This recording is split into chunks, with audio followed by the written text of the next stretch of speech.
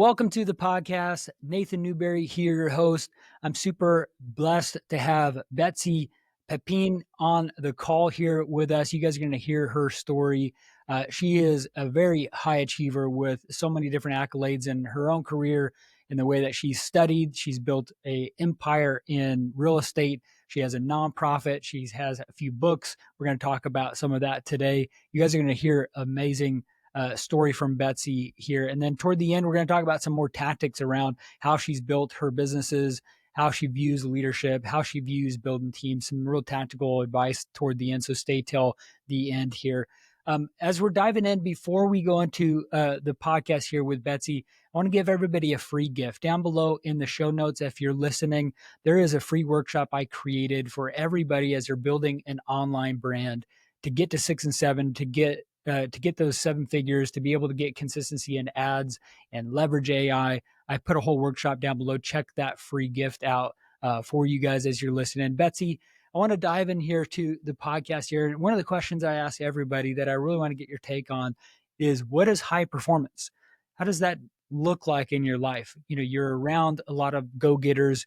You only recruit those type of people. You've built some empires around it. You are one yourself. How do you kind of define and view that? Mm-hmm. Yeah, I love that question. I think it's very individual, but for me, high performance means that I'm operating on all cylinders in all aspects of my life. So not just, I recognize that work is just one of many life pillars for myself.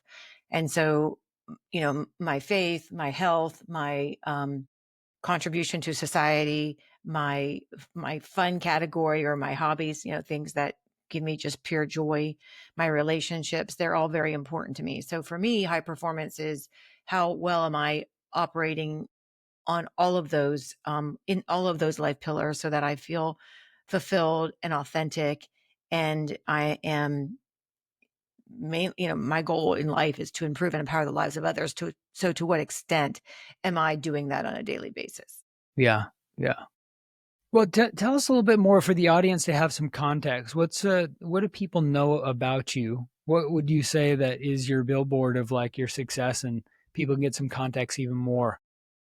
I'm known for my real estate. I have a large real estate brokerage in North Central Florida, and then I have spun off ancillary businesses that add value to our current customers. So whether they're buyers, sellers, or our agents. And so we have title, we offer mortgage services, we offer property management, we have a real estate school for our agents. And then we also have a nonprofit for serving those who honestly will never use our services through traditional means, but need housing. And so we have a nonprofit set up for that cohort of people. That's so cool. When I hear about people that start nonprofits or build an empire like you have, I feel like it comes from a root of some either challenges that they overcome or some sort of building of worth that they had to really overcome at the very beginning of life. Or it's a wiring that they had from, being a Girl Scout, and they're just like wired a little bit different, where they're just like hustling. Bring us back to the very beginning of like your origin story, that you knew you were a little bit different and how you've been able to have the success you had. I was a Girl Scout, interestingly. I had forgotten about that. And cookie sales were my thing. I was determined to be the highest selling cookie Yeah. in my troop. I forgot about that. But I don't know where it came from. I do think that, I've talked about this in other podcasts, but self-worth and self-confidence are very different. And I feel like in my family of origin, I'm so glad I'm one of two. I have a twin sister and an older sister and no brothers. And we were instilled with a high level of self-confidence, not in, I don't think in an arrogant way, but just in a very self-assured way. But I don't feel like, our self-worth was contingent on success, external success and accolades. And so I think that sadly, in retrospect, is what drove me, because that's how I felt that I was recognized and praised. So the more that I could achieve what the society deems as successful, I sought those things out. I think to feel value, which is a false sense of value, but that's what I've learned as an adult. But that's, I think, where it started from and stemmed from, is this yearning to feel of value um, to someone or something. Hmm.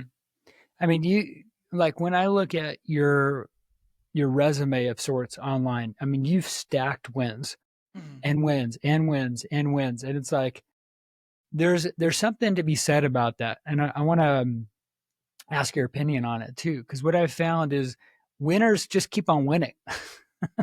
There's something about that, like that sort of things, and not saying that they don't have failures, they just kind of start compounding Mhm. because they have this tact or the ability to face Mhm. challenges, the resilience deep down. Like, talk about some of those things that you've seen, because I mean, you've recruited so many people now that Mhm. you could probably sort through who's Mhm. going to be continually winning and who's not. Let's talk about some of those things that you've seen in yourself, but also when you're recruiting and hiring people on your team. I think the two things. So I was born with, I think, a thirst for growth. So I'm constantly seeking growth for myself. Hmm. I love it. It's where I feel most alive. And so it doesn't matter what it's in. I mean, it could be a subject I know nothing about, but I'm just always interested in learning and growing and being exposed to new things, new viewpoints, new ideas, new foods, new cultures. It doesn't matter that anything new, just in like it's like electricity to my body. Hmm. So I think that helps, having that kind of curiosity. Um, and then I don't have a fear of failure. And I think that's important. I truly think the most successful people fail the most, because they're willing to try, and you have to try so many things before one works. And so that I don't have a fear of failure, because I look at failure as a label, a human label that we decide if we want in our lives, and we decide if that's a adjective or a noun that we use to describe certain outcomes. And I just don't use that. That's just not in my vocabulary. For me, the worst case scenario, if something doesn't go the way I hoped or expected or wanted, is that I have to pivot, and I will have learned something very valuable that I get to take with me for the rest of my life. So that seems very reasonable. Like, that's not bad. It's maybe not what I thought I wanted, but it's still a great thing to have. So I'm not, failure doesn't present itself as an obstacle to me. And I do think that a lot of people sadly stop when they fear the first sense of, oh, they might fail. So that just doesn't, I'm not wired that way. And so I think that really helps to become successful, because you're just going to keep trying new things, and learning. I mean, that's the most valuable thing. In fact, I only learn, honestly, I learn the most when things don't work out, because that forces you to create, these new neural pathways and figure out, how could I do this differently? Whereas when things are going smoothly and great, there's not a lot of growth there, you know so yeah, so I think those growth and the lack of fear of failure, I think, helped me tremendously. Yeah. And then when you hire people too, what have you found to be kind of the trick when you ask certain hiring questions to kind of gauge hey, this person's going to succeed or not? Yeah, so we ask questions directly based on our core values. We have 8 core values in our company. And so we ask questions directly related to that and how they've exhibited that in their past, and also ask about their own personal values, and if they don't even have them, that's that's probably a sign that they might not be a good fit for us. I mean, we're looking for people who lead intentional lives. And so, um, and that weeds out a lot of people. A lot of people just live almost like Groundhog Day, just go with the flow. And so we're looking for people intentionally who, what's your ideal day?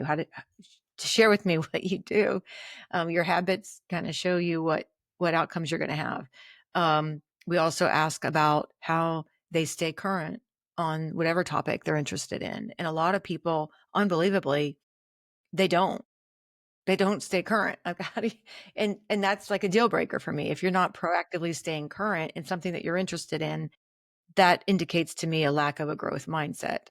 Um, and how do they network? Um, so those are the kinds of things that we ask for and look for. That's good. That's good. I want to ask you, how do you balance some of this stuff? Because it's like you're a growth minded person. So it's like reading books, you're growing, expanding your companies. You've written a book here that we want to talk about here soon too. It's like you have so many things going on. You manage so many things. What has been the trick that's going to help you stay afloat and not feel overwhelmed with everything? I don't feel like I have a lack of time, because I just live a very intentional life. I understand that time is my most precious asset, far and above anything else in the world. And so how I spend it is very intentional. And so, I don't watch TV. I don't sadly listen to the news. I mean, I say sadly because honestly, I don't, and I do get flack for this sometimes, but unless it's something fairly major, I don't know about it going on. Hmm. And I understand that. I know that, and I'm willing to suffer the consequences of that because one, the free space it takes up just physically, but also mentally is worth it to me. So I'm just very intentional about who I spend my time with, what I spend my time with, what I allow into my ears and my eyes. Um, I swore off lunch meetings years ago. In fact, a guy the other day said, "Let's meet for lunch." And I'm like, "Let's not." And I told him, I said, "I'm sorry." I said, "I just don't do lunches." And he's like, "What do you mean?" I said, I just don't do lunches. Like, to me, they're a waste of time. Like, and I eat lunch, by the way, but I've never liked business lunches. They to me take 2 hours when you can have a discussion for 20 minutes and accomplish what you wanted to accomplish. I don't need the lunch to go around it. So I'm just very intentional about what I say yes to. And I am cognizant when I say yes, what is it that I'm saying no to indirectly if I'm saying yes to this. Yeah. And you're married and have kids too? I was married. I have two children. But no, I got divorced. I left when I was 31. My children were 1 and 2. So, and then I got into real estate after that, actually. Okay. How is that with raising kids with this driven tenacity to accomplish things and balance family life too? I think it was actually a blessing. I don't wish it on anybody, by the way, but it happened. And but I have two daughters, and they got to see a mom, and I worked out of the house. So they didn't go to daycare. I was there. They saw me, they were around me. And this was in the early 2000s when perhaps it wasn't so common to have your kids at home with you while you're working. Um, but they saw everything. And they were a part of it. I mean, they were a part of they helped me with my logo and my colors. So I think that was, now they're 26 and 25, and they're just incredibly independent, thriving women. And I think a large part of it was because they were in the house that they were in, watching their mom and helping their mom grow her business. Yeah. How do you have time writing your book? So that was an initiative I took on 2 years ago. I just decided because I wanted to get this message out. And so I kind of break everything down. Any kind of goal I set, I'm like, okay, how do I make it manageable and not uncomfortable for me and realistic? And so I knew I could commit an hour a day, 5 days a week to writing. And so every morning, the first thing I did was I wrote for an hour a day. And that got me at the end of the year, my book. And then that's how I manage that. I'm Hmm. most productive in my mornings, and so I knocked it out during my most productive time. And then I'm a big believer of getting mentors that have been there and done that, and so don't have to reinvent the wheel. And so I hired like a writing coach, and so I had to submit. I think it was 20 pages every 2 weeks, and that I Okay. loved having that accountability. Yeah. And then she reviewed the work with me every 2 weeks. I revised it and then submitted the next 20. So that kept me on pace. And I felt like I was making significant progress having somebody who was a seasoned, they call him, this person was a developmental editor, and she really helped me make sure it flowed and made sense along Yeah. the way. With mentorship too, I mean, building a nonprofit and then all these things that you're doing, talk about like the education part, the mentors that you've had, the investments that you had to make, and talk Yeah. about like sometimes the first time that you had to invest money for a mentor, but like that was probably something to be like to overcome. But You yeah. know? When I got my first real estate coach probably 6 years in. I wish I'd gotten them from day one. In retrospect, when I saw how much value they added and how much they accelerate the learning curve and growth curve, I Mhm. thought, oh my gosh. Um, but it was a $25,000 check for the year, and that was very hard for me to stroke. But I've always the saying, if you don't invest in yourself, why would somebody else? Always rings in my head. And so best 25,000 I've ever spent. And so from then on, I went, doubled down on mentors. Some mentors are much more informal relationships. They're people in other industries that I may talk to on a, twice a year. Some I may just stalk on the internet, but others are more formal. But there's just so many people. Whatever you want to do, there's someone that's done it. So we don't have to, and they want to help you. If they know that you want help and are humble enough to seek help, most people want to help people that want helped. So, and I don't think people realize that. I'm always so in awe when, like, an 18-year-old, I live in a university town, and on rare occasion, I would say maybe once every 2 to 3 years, an 18 or 19-year-old will contact me directly and ask to meet with me just to learn from me. And I always say yes, because I'm so impressed by their ambition and their resourcefulness to do this at that age that they are at. So I try to pay it forward too. But yeah, I'm a huge proponent of the mentors and the coaching that I've received. Because I mean, you've built now a school for all of your real estate brokers too. So I mean, I can see that you want to empower them in the Mhm. same way that you've been empowered. Yeah. Yeah. That's my goal. That's when I feel that I've, you know, made an impact, is improving and empowering the lives of others. My agents and staff are my first line of customers, and then the buyers and the sellers. When did you learn that like delegation and then duplication of yourself? Because it's like there's one thing to be, a real estate agent, but then you have a brokerage and now you have a title company, a mortgage company, and like a management company. Like you started just Yeah. stacking these things. Where did that diversification start in your career? Um, well, with the coach, once I got the brokerage, because I was kind of flailing, in not flailing in terms of not doing well, but I had a bunch of agents working for me because they just wanted to work. They just wanted to hang their license somewhere. So I said, sure. And I had no plan. This is when I started. I wanted to be a solo broker. But then within about 2 years, I had all these agents working for me. I offered nothing. I was working out of my house still. I just put up desks in the garage. It was getting to be a little bit chaotic. And that's when I got the coach.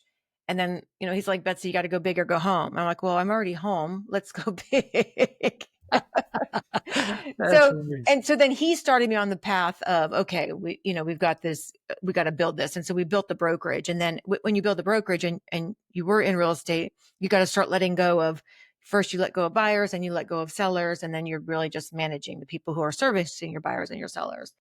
But I do get bored easily too. And so then once I had the brokerage stabilized, I said, okay, now what can I add that will add value to either my agents or my buyers or my sellers? And that's how I started adding on the additional businesses. That was just a natural fit to the real estate transaction. Hmm. Already, these people already need title or mortgage, or maybe they want to rent their house because they can't sell it. Maybe they're investors and then they buy from us and then they want someone to property manage. So that's how all the ancillary businesses came to be, is just figuring out what other services can we provide our current group of customers. Yeah. And then why start a nonprofit? Oh yeah. So I I do have a giving heart. I've always, that I think I was just born with in the family that I was raised in, and a duty to give back. And when I was in graduate school, I was so blessed to have, I was taking, I mean, I was in the business, I was getting an MBA, but one of the classes was gutting row homes in West Philadelphia. And I've always loved houses. And so I said, okay, I'll do that. Well, we got to gut the row homes, rebuild them. And then unbeknownst to me, we then got to sell them, quote unquote, sell them, because most of those supplies and labor were donated. And we were selling these homes at cost to cost burdened families in the Philadelphia area. So I got to see what a house does to the trajectory of a family. And that had a lasting impact on me. So then when I got into real estate and I wanted to serve, I thought, well, what better way to serve than serving a population that needs our services but cannot afford our services? So it was just, again, a natural fit into what the space I was already in, and wanting to give back. It was just a natural Yeah. extension. Talk about the mindset that you've had to have all these years. And there's a part of winners that, like you're talking about before, with just the fear. You don't have fear. You just press forward with what's before you. But talk about some of this mindset of like discipline that you're seeing so many people not have, and how they can overcome that and really kind of stack those wins and that mental growth that they need to have. hmm Well, two things with mindset. One is having a mindset of abundance and not scarcity is critical. But then also with the discipline, I always tell agents. So when you go into real estate, and most people in real estate, it was not their first career; it was a second career, and most of them have left a stable paying job with benefits. So you have to have discipline because you're running even when you're a, an agent under a broker, you're still running your own business under the brokerage. Right. So you don't have anybody telling you what to do. If you don't make your calls and having your conversations, you're not going to have sales. And there's this myth that real estate income for an agent is very unpredictable. And what I tell agents is the income is not unpredictable. It is commensurate with your habits. So if you have inconsistent habits, you're going to have inconsistent income. If you have consistent habits, you will have consistent income in real estate. Yeah. And that's really the principle of sales. I've been in the sales career for such a long time, and I realized that being rejected more than you are affirmed in things, Oh yeah. it's a different style of a career altogether. And not many people win on that because they're just not wired, or they're not aware of the challenges they're going to face sometimes. But it's just about that consistency, the intentionality that you're talking about. And Mhm. I think it overlaps in so many areas of your life. The time you go to bed, time you go to sleep, when you wake up, how you prep your meals, how you do fitness, how do you educate, how do you train people? Like, what are those things that you've had to see and overcome even in your own life of, when you've had the divorce and then raising kids and building these empires? It's like was there a switch in your mind of like, now I'm after it. Yeah. Yes. So the switch was when I was 31, 32, when in a very short period of time, I found myself suddenly single with 1 and 2-year-old daughters, and I was laid off. I was a part of a major corporate layoff in the Mm. pharmaceutical industry. And so that was and at the time, I didn't have a lot of life pillars. I didn't understand. I, they don't teach you how to build a life in these No, schools that I go to. no. So I felt like I had all this education, but no one taught me the skills on how to build a life. And at the time, the pillars in my life were my marriage, my job, and my children. And two of the three were gone. And when you're sitting on a three-legged stool and two legs go out, you land on the floor. And that's what I did. I moved back home. And when I say I moved back home, most people think I moved back to my hometown. I moved back to my childhood bedroom in my parents' house. And my children lived in what were my sister's bedrooms when I was growing up down the hall. And I spent the next 6 months figuring out, okay, how do I never find myself in this situation again? And how do I build a solid foundation for myself and my children? Um, again, so that we aren't in this predicament. And so that was the switch.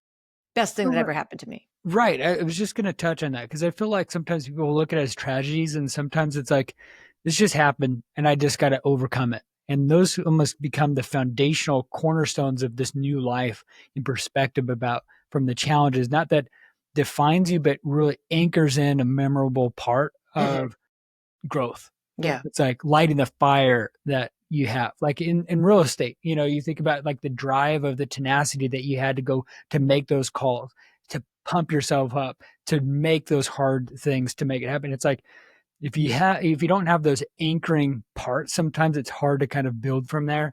And I think so many people have that. Do you write about that in your book at all? Um, not so much from that angle, no. Talk to us a little bit about your book a little bit so that people get some perspective of what that's about. The book is the book is called Breaking Boxes, Dismantling the Metaphorical Boxes That Bind Us, and it's about my story on how I found myself um confined by boxes that either society, my industry, gender, my race, myself. I mean, it comes at us from all angles. These expectations, these opinions, these attitudes, these stereotypes that are found and expected of us. And I reached a point in my life where I just felt like I was tired of living in these boxes. And why was I staying in boxes that no longer or maybe never served me?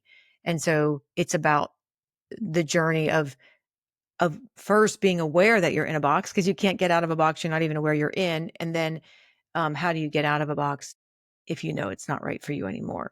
And so that is what the book is about. That's cool. I'm gonna get it, and I want some of our followers to that's listening in to go check that out because I think that would be helpful for people to get some context around that. I want to ask you this too, touching on your book here. So many times we have this delusion that we don't even know that we're in, right? It's like all of a sudden we could be sad, and then until someone says, "Hey, you're just like depressed," or you're stuck, or hey, you have this train of thought and you're feel stuck, and it's like I don't even know I'm stuck Mhm. till someone calls you out and kind of looks at some of this stuff. And so when you're talking about boxes and in the clarity around this, it's like to awaken that understanding around certain areas that they need to help them with. How do you kind of sort through that? People say that, like, how do I even know I'm in a box? And what I have found, and I think when I've spoken with other people, they too, your first sign, your body will tell you before your mind. Your body knows when there's an incongruency that you may not rationally know. And so for me, it was a practice of getting more in touch with how I'm feeling, which was not something, it's another thing I didn't learn in school Right.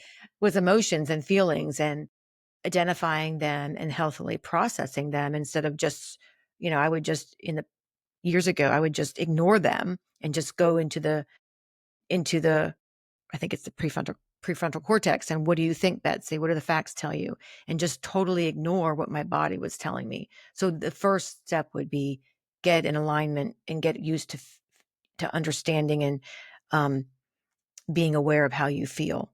And then trusting those feelings and moving towards that which feels good. For me, writing things down is very helpful. Writing what I'm feeling down, writing what I'm fearing down. I don't have fear of failure, but some people stay in boxes because they fear change or something that's unexpected, or the unknown. That's a muscle I work. That's a muscle to me. Your response to being uncomfortable, and so I say to myself, I'm most comfortable being uncomfortable because I know I'm growing if I'm uncomfortable. And so it's one of my things I have a daily tracker, habit tracker. And one of the things that I track daily is, did I put myself in an uncomfortable situation today? And I purposely try to do that at least once a day, even if it's just a cold shower that I take every morning, because I don't like cold. And maybe that's the only thing that made me uncomfortable that day, but it does build up that resistance muscle. But maybe it's another fear. Maybe it's a fear of loss of either status or social connection that you fear, that's why you don't want to make this move because you might upset some people. Or maybe it's a financial security. I know when I went into real estate, I was very worried about leaving that industry that was a very well-paying industry with great benefits to going into being a real estate agent. So identifying the fear and figuring out how can I diminish that fear and still move in the direction of my dreams. What are some of those non-negotiables or daily disciplines that you have anchored in your life right now? Um, well, I don't know about non-negotiables, but I have a habit tracker, so those are kind of habits that um, I track. And once those habits become ingrained, they fall off of my habit tracker, and I put new ones on. But in terms of things that are non-negotiable, like I'm very into health and longevity, and so I like cardio, I like strength training. I take a variety of different supplements. I do my ice. Um, I don't do ice baths. I do a cold shower in the morning. So that health is a big non-negotiable for me, because I know time is our most precious asset, but if we don't have health, time is not of value. So health is very important. So that I do, I'm very big into a gratitude journal that really reframes how you look at things in the world. Um, what else do I do that's non-negotiable? Um, I have 2 rescue pets, and their quality of life is incredibly important to me, and so that takes some of my time, especially because one's in a difficult health state. Um, th That'd be the big ones. Yeah, I love that. I Yeah, appreciate you sharing. yeah. And how can people follow you and connect with you further? Yeah, so thank you. My website, betsypepine.com, just my name, and then I'm on all the social channels at my name, which is again at Betsy Pepine. Okay. I'll put some of those links down below. Go follow Betsy. She's an amazing person. Make sure to go get her new book that it just launched in September. She has a course that's coming out that's tied to that too. So if you're interested, make sure to reach out to her because that's just about to launch as well to kind of see her story and then also kind of help define some more of those things. And then if you're still listening to, make sure to check out that workshop down below if you're wanting to grow. That's going to be really helpful for you in your personal brand. And thank you for tuning in, and we will see you on the next episode.